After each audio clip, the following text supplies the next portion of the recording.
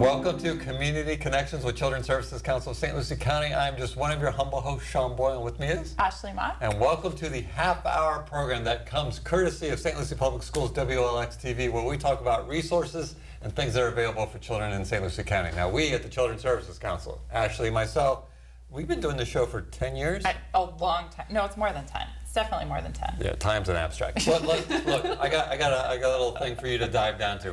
Those nights that you can't sleep, which might be the time that you're watching the show right now, go on YouTube, look up WLX TV St. Lucie. You can see all the wonderful programming that's done, but you can also look at the history of the show, because we used to do this show in a radio station studio when we were this tall.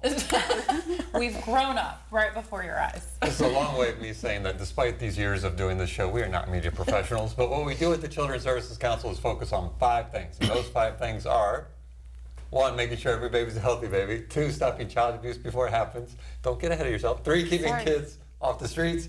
4, keeping them in school. And 5, keeping them off drugs, alcohol, and other risky behaviors. And we do that by analyzing community data and helping fund and design and support programs that address those priority areas. And obviously, while the show is a very entertaining way to learn about those programs... That's subjective. It's not.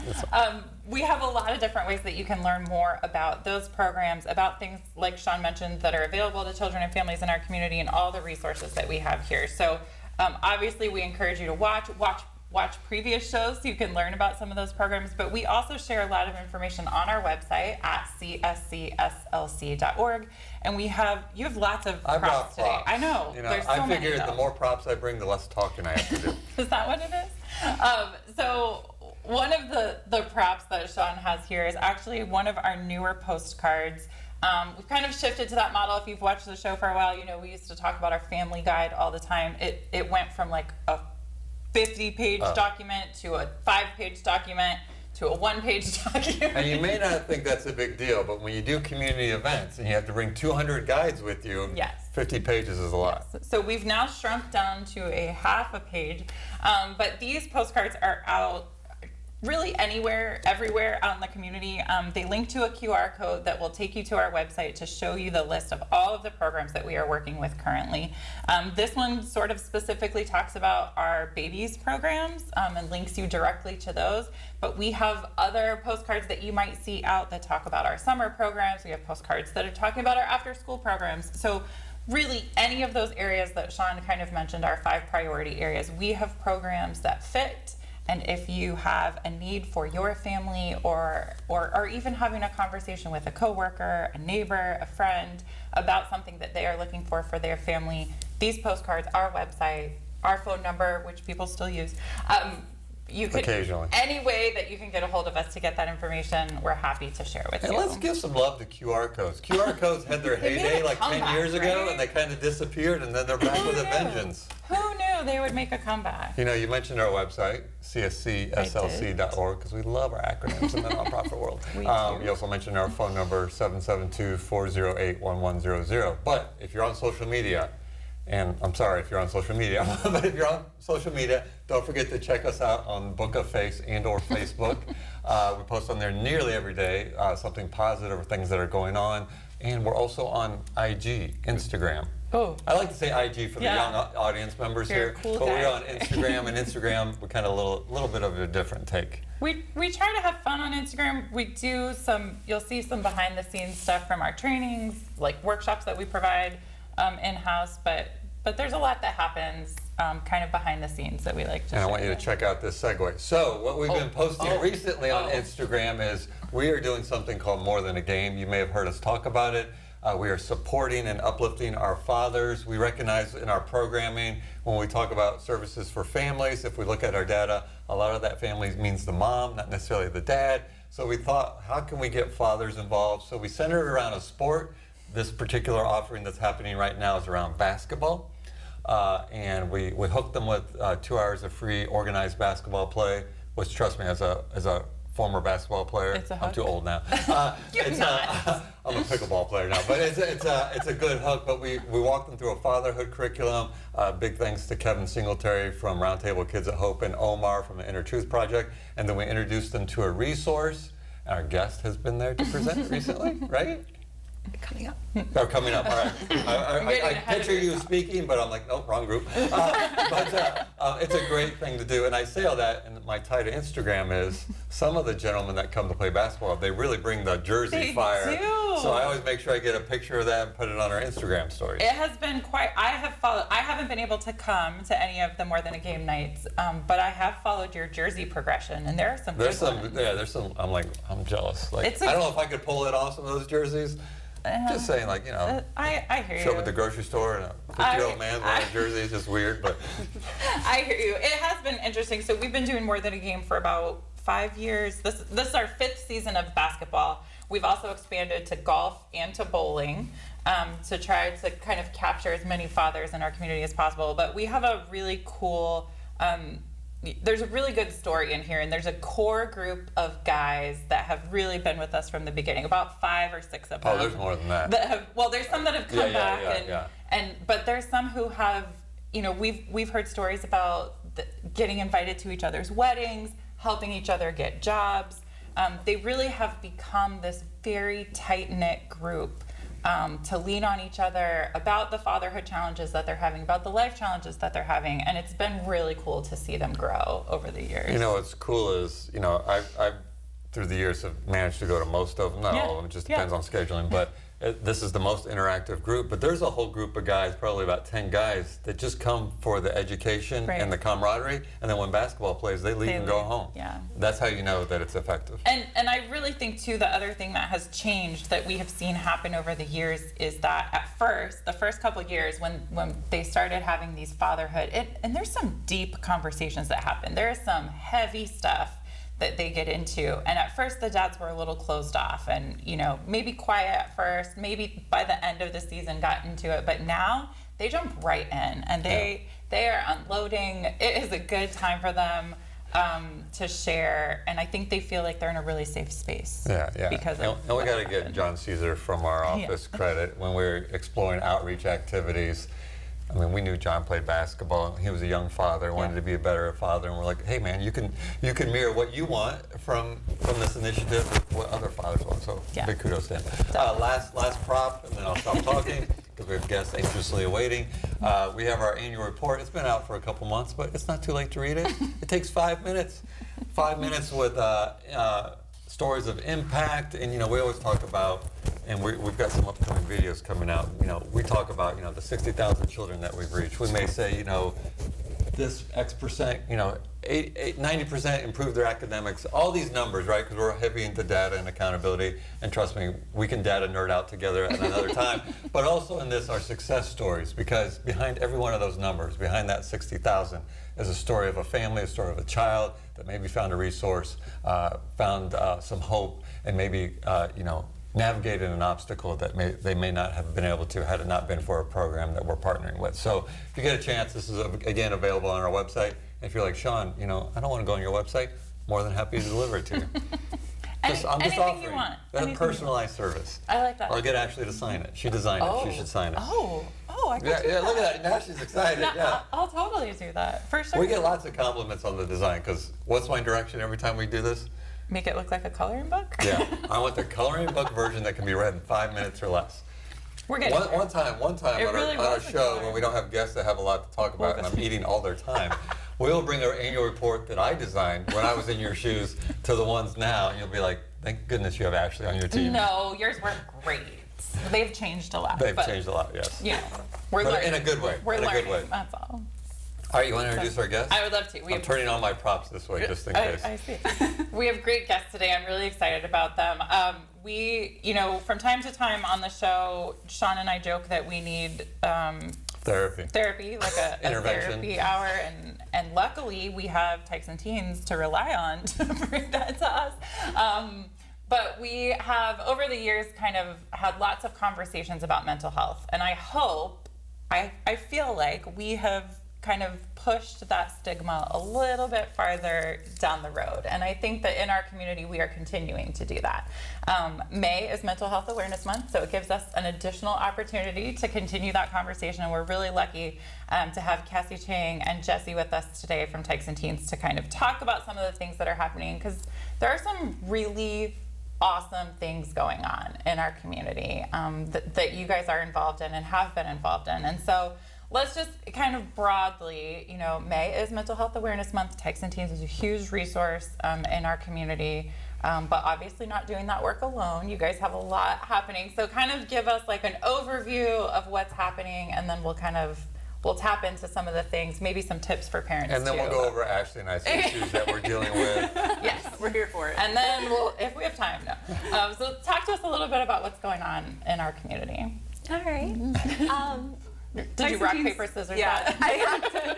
Tykes and Teens does great work, and it's a really beautiful thing. There are some different sectors. So Cassey and I are on the prevention side, so we do a lot of training therapists and teachers and other community leaders that mentor children about trauma-informed ways to handle certain circumstances. And then we have the therapy side of Tykes and Teens as well, which ranges from infant mental health, which is pretty cool, where we really work on helping mom regulate and be that safe space for the kids, all the way through 18. And then we now also help beyond 18 if they've already been a client, so that it's not like 18, figure it out. It's 18 and now let's help you They're transition. not done at 18. Yeah, for sure. I love that you explained infant mental health as helping mom regulate, because we Little fund infants on couches is what people come to mind, yes. we fund that program, and people are like, wait, what? And so that's a really great explanation for it. I love that.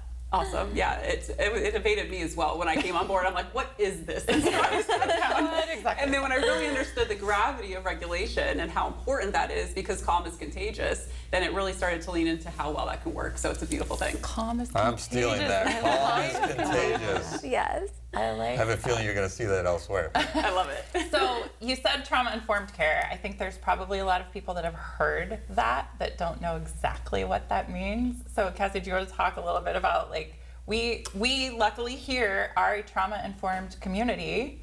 Go us. But talk a little bit about what that means. Yeah, so simply saying, trauma-informed care really exists in all areas of our life. So we can be trauma-informed in daily interactions with other people. We can be trauma-informed in our schools. We can be trauma-informed in our early child care centers. And we can be trauma-informed in our hospitals, our pediatrician's office, everywhere where we're interacting with people.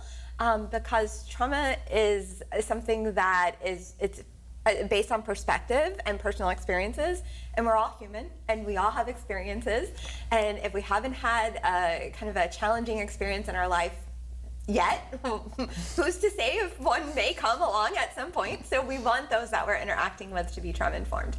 And when we talk about being trauma informed, it's really how we show up.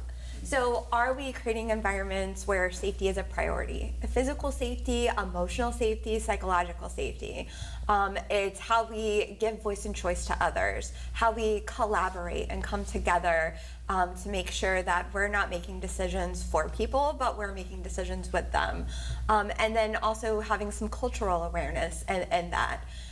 So like Jessie had mentioned, part of the work that we do is helping members of our community that are in child-serving sectors, like our after-school programs, like I mentioned, our early child care centers, our treatment programs that are serving mental families and youth, to really understand how to put those practices in place. And we work from frontline staff all the way up to leadership. Mm-hmm. Oh, go on. I was going to say, you guys have been instrumental in working with our after-school providers, and we recognize that sometimes kids are spending a significant amount of time in their after-school programs with the staff that's there, and sometimes form really strong, healthy relationships with them. Sometimes they disclose some challenging things that may be happening in their life, and you guys have really kind of formed this partnership to help those frontline staff with how to handle those challenges, how to show up for those kids, and it's been really cool to see in our after-school programs. And what we're obviously airing on the St. Lucie Public Schools channel, right? So I'm going to guess at least 50% of the viewers are probably connected to the school system or the nonprofit world. So when you say, and those of you that aren't, you're learning a lot right now. But for those of you, or for those, like when you say trauma informed, and let's say at a child care or an after school program, what does that look like for the outside viewer? That's a great question. Yeah, so the thing is we were all raised very differently than what the science tells us that we should be using now, right? So the goal, because trauma-informed care didn't really come into play in North America until the 90s, and then really became more affluent and into different spaces. So it's a millennial. Yeah, it is. And so we have to remember that we don't want to raise kids the way that we were raised. We want to raise kids the way we wish we had been raised.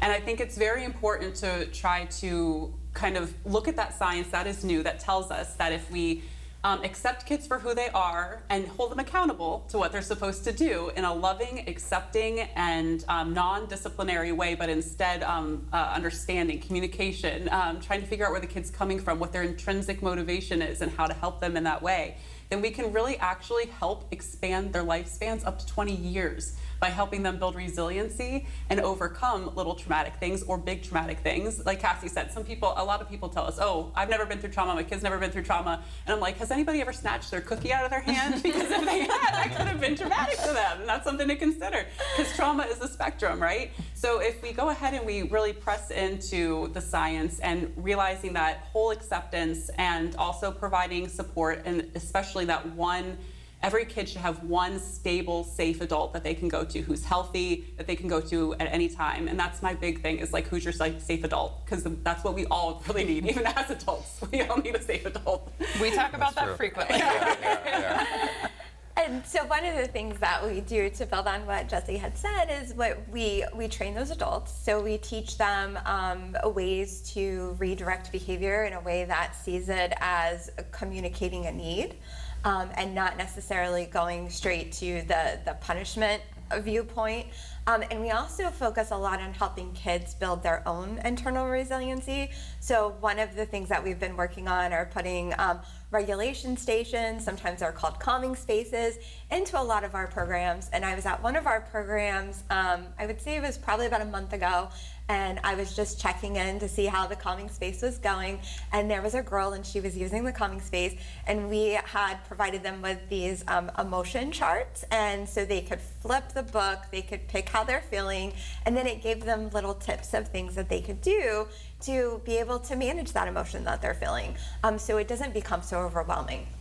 And the girl had put it on anger, and she was using some of the putty, and she was kind of squeezing the putty. And I asked her, does that help you? And she said, yes, because if I squeeze the putty, then I don't get so mad that I break things. So it's just really helping them identify how they're feeling so that they can learn ways at an age-appropriate level to manage them. I think one of the stories that I remember, I don't even know if it's a story, anecdote, whatever, that I remember is a lot of our after-school programs, before they started getting trained, like if a child acted up at the after-school program, they'd be like, you're going home. Mm-hmm. Yeah. But that acting out, there's a reason why that is, and you may be sending them to the environment that the reason why they're acting out. So instead of like, hey, to your point, jumping to the punishment, it's almost like just getting to know the child and finding out why, right? Absolutely. Yeah. And even further, when we look at sending them home, we're now sending them away from their community who can support them and care for them, and probably, in that case, away from maybe a safe adult that they could partner with. And it's very interesting because the old school mentality is if someone's in trouble, isolate them. Think about time out, right? And now we're really trying to culture shift that and say, when you're having adverse behavior, we want to wrap you up in all the support that you need. So like Sean said, we can get to the bottom of what that need is, and we can help address that need. And maybe we can't solve it, but at least that kid will have a safe place to express it, and we can start on that journey towards resolving the issue. Mm-hmm. It's interesting because it's mental health awareness, of which none of us wore green to but wear green this month if you can. But I had the opportunity, we were talking about it before, I did this thing with the Boys and Girls Club way too early in the news, and it was like this rapid fire succession, and he's like, the interviewer was like, why do you think there's more, why do you think this program's needed for our kids? And I said, and I'm just curious to your thoughts on this, is one, I think, they mentioned COVID and the isolation, and we always, the phones, and, we can't not scapegoat it, because those are real, right? Mm-hmm. You can isolate yourself on your phone.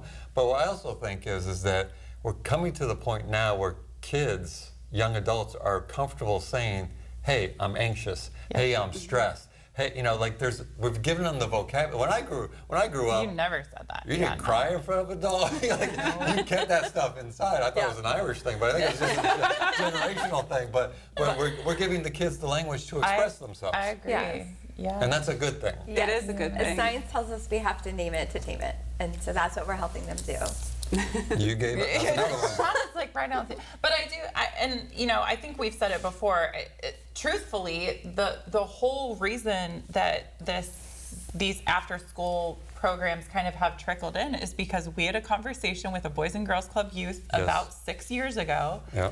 And she told us her Youth of the Year platform, I don't know if you're going to remember this, Cassey, her whole Youth of the Year platform was on, we need mental health services and our parents are not helping us get them. Mm-hmm. And how else can we get there? And truthfully, a lot of it was because their parents grew up in that generation where that whole like accessing mental health services had a stigma attached to it. And I think we've reached the point now where our kids don't feel that way. They do not. They want the help. They want to have a safe person to talk to, and they want to talk about it. And so good for us, we got there. Yeah. But there's obviously more work to be done. So, you know, these programs are doing a lot in the way of, I think, changing that narrative, changing that talk in our community, especially in our community. But there's definitely more work to be done. Yeah, and just the fact that they can advocate for themselves and what they need, that speaks volumes to how far we've gone, you know, that they found their voice and they're able to express what they need. I think one of the things that is beautiful to also see into the mix is the work of prevention, skills ahead of challenges, so that we're able to help them develop those skills for when something does happen, like an inevitable experience, they're not starting from ground zero. They've built up some coping skills that they can pull from, and they've identified those people that they have relationships with that they can go to. You mentioned in the beginning, you talked about the More Than a Game, and really what you described was a beautiful community. And that's, you know, that's one of the healing factors, and also a great preventive factor, is to have that community, that trusted community around you. We stumbled across something that's proven. So, Look what we did. So I know we've got a few minutes left on the show, and I want to talk broadly about what Tykes and Teens offers from you know, the services. But you guys are doing something unique with this Trauma Informed, and I know it's on the calendar for this week. I think the second cohort is meeting this week, because you know, if you're watching this and you're in the nonprofit or the school system field, you probably have heard of Trauma Informed. I'm gonna tailor this topic to the people who maybe aren't familiar, and maybe they run a business, maybe they lead something, but trauma-informed leadership. Explain why that's important, particularly for anybody that maybe runs a business or is in a coach who's in a leadership position, something. Yeah, like Cassey said earlier, this is everywhere we go. When we go to Walmart and we're in line and somebody in front of us, the line gets a little spicy, like trauma-informed care is everywhere, right? And so it's a beautiful thing that we can actually have leaders who come in, who have individuals that are employees underneath them, and they can really lean into how can we make our entity a trauma-informed environment, somewhere where it's safe to work, safe to express opinions, safe to make mistakes, and it's just a really beautiful atmosphere because that trickles down, right? If we're not making sure that our employees feel safe, then they're not going to be very good at making sure that their clients feel safe, because again, calm is contagious. If they're super dysregulated and they're meeting with clients, it's not going to go well all the way up and down the line. And so when we get the opportunity and the honor to talk to these amazing leaders who are heading great initiatives and really explain to them the little things that they can do every single day to make it a more safe, and even perceived safety is a big deal, because a lot of people have workplace trauma, so they're already coming in as new hires with, like, you know, the side eye, right? And so we have to figure out how to say, hey, this is a safe place, and you can go ahead and let that, you know, that go, that's your past, that's not what's happening here, and then that, again, that trickles down to the clients as well. You know, I'll share, I always, this is probably the wrong terminology, so don't judge me for this. I used to say, you know, you have big T and little T's that you carry with you. And I can remember, I think this is a little T, but it still stays with me. My first job out of college, I had a supervisor. I was doing child abuse investigations and general assistance applications. I had a supervisor who didn't care that they just passed a smoke-free workplace. She was going to smoke in her office, and she would come out, and you know, the, you know, Department of Children and Families assistance, it's just all paperwork. If you had paper on your desk, she yelled at you in front of everybody. And I remember thinking, like, there's no humanly possible way for me to get this paperwork. I look over at my coworker who's been there for 10 years. He just smiles and opens up his drawer, and that's where all his papers. So I carried that trauma with. I mean, she was a yeller. I mean, like, you got yelled at daily.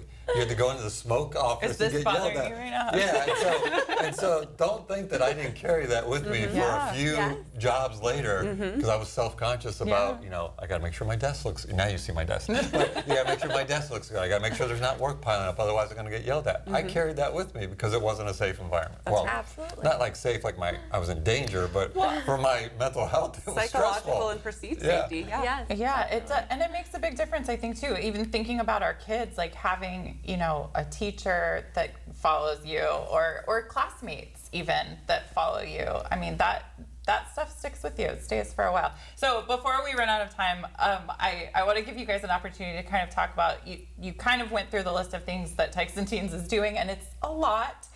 But is there a way for people to learn more about what's happening? And I know St. Lucie Rise is a big, kind of that's a whole nother show that we could talk about. But if somebody's looking for more information about what Tykes and Teens can offer, where can they get that information? Yes, so they can definitely get it on our website. And I apologize, I do not have the We may have it. Yeah. Oh, it's tykesandteens.org. And then if you wanted to check out the trauma-informed care page, it's tykesandteens.org /TIC. TIC. And so Tykes and Teens, though, I mean, obviously the trauma, which you guys are trauma-informed care trainings and all that you guys focus on, but you already mentioned before you do, children from not zero. Well, you do zero. Yeah, I'm sorry. you do zero. Infant mental health, sorry, 0 to 18 plus, if they've been a client with you before. That's correct. Both individual therapy, group therapy. I know you have a walk-in clinic down in Martin County. We do. Yes. That is correct. Yep, we have a walk-in clinic. It's open Monday through Friday, 9 to 6. And so anyone who's really needing services a little quicker than, you know, being able to be put on a wait time, they can come in, they can get seen right away. That's at our Martin County office. And then we have offices in Martin, St. Lucie, and Indian River County for outpatient services. That's awesome.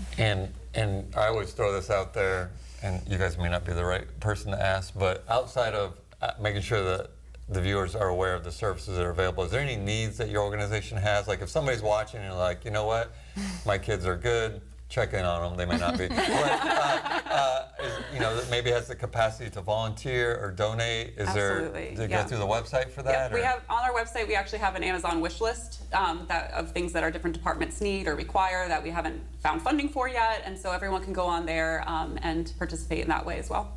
And if somebody's watching, a business or organization that's like, you know what, we need to be trauma-informed care, we need to learn more about it, can they outreach to the two of you and make that connection? Yes, love to right hear through from that. Sorry, right through that. Right through that.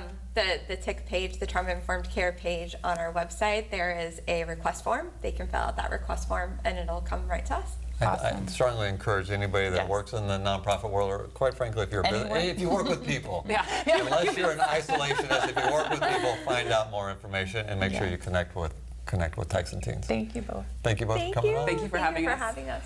Thank you all for watching. It's a monthly show. We'll be back next month. And remember that it's our children, our community, our future. Now more than ever, folks, we're all in this together. We'll see you next time.